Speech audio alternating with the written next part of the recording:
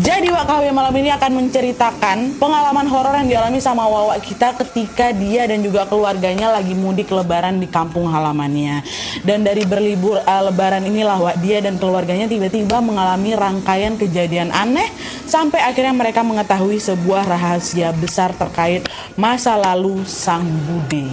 Ya, gimana kisah selengkapnya? Jadi tanpa berlama-lama kita langsung masuk aja ke apanya ya. Check it out.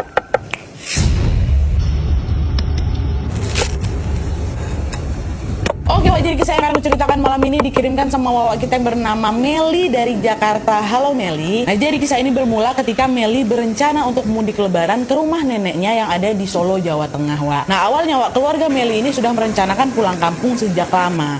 Tapi pas mendekati hari H, mama sama kakaknya Meli ini nggak jadi ikutan mudik ke Solo. Pada saat itu mamanya tetap stay di Jakarta untuk menemani kakaknya Meli yang kebetulan harus bekerja pula waktu lebaran tuh ya kan.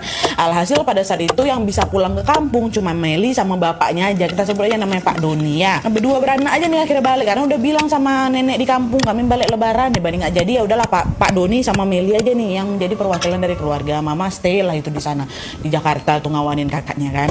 Nah, supaya suasana mudik ini nggak sepi-sepi kali, Nadia, waktu itu bapak aku memutuskan untuk mengajak keluarganya yang lain.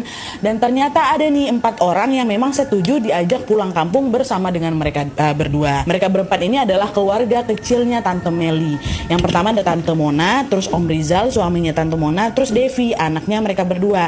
Terus ada satu lagi nih. Nah, dia ini adalah budenya Meli, kakaknya papa Nadia, namanya Bude Susi.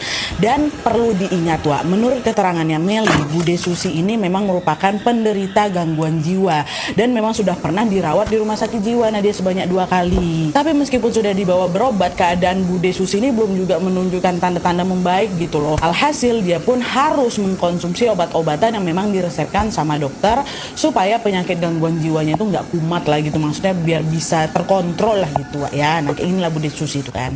Nah, akhirnya ikutlah nih mudik. Nah, di sepanjang perjalanan Meli sama keluarga itu sebenarnya juga sempat merasa khawatir Wak, kalau Bude Susi ini kumat secara tiba-tiba. Kata si Meli nih, oh ya, kalau pas lagi kumat-kumatnya Nadia, Bude Susi ini biasa bakal ngamuk-ngamuk, teriak-teriak histeris gitu sampai bisa mengganggu orang sekitar lah. Kami juga panik kalau misalnya dalam perjalanan ini kayak gimana, cuman mau ditinggal juga nggak tega kayak gitu kan. Dia juga mau ketemu sama mamanya di Solo. Dan akhirnya kami bismillah aja minta perlindungan Allah, kasih obat, dan alhamdulillahnya kekhawatiran itu juga tidak terjadi Wak, karena di sepanjang perjalanan Bude Susi tampak tenang dan bisa mengontrol dirinya sendiri, aman lah pokoknya. Dan dari sini Pak Doni pun bisa mengendarai mobilnya dengan sangat lancar sampai akhirnya mereka sampai dari Jakarta ke kota tujuan mereka, yaitu di Solo, Jawa Tengah dengan tenang.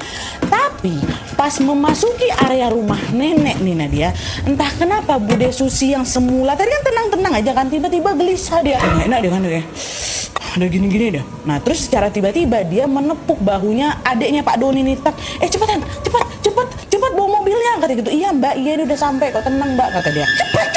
Cepat, teriak dia. Malah macam anak kecil yang lagi marah-marah tuh loh, macam nggak sabar kali udah mau nyampe rumah mamanya. Tapi meskipun demikian, Meli dan keluarganya berusaha untuk memaklumi perilakunya Bude Susi, ya namanya juga orang dengan gangguan jiwa kan Wak, ya kadang-kadang bisa kumat kayak gitu. Udah kami tenang-tenangin aja dia. Dan akhirnya setelah nyampe di rumah,